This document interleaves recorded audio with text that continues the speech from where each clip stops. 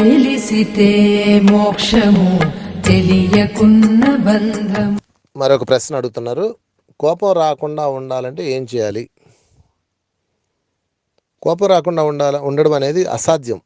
అది ఒక అద్భుతమైన లక్షణం, హృదయంలో ఉన్న భగవంతుడు ఇచ్చిన ఒక ఇన్స్ట్రుమెంట్ అది. కనుక కోపం రాకుండా ఉండడం అనేది ఉండదండి, ప్రతి మనిషికి ఉంటుంది. ప్రతి ఒక్క మానవుడికి, చిన్నపిల్లడి దగ్గర నుంచి పెద్దవాళ్ళ దాకా అందరికీ ఉంటుంది. అది కోపం రాకుండా ఉండడం తప్పు అనేది ఉండాలనుకోవడం తప్పు, కానీ కోపాన్ని మోయడం తప్పు.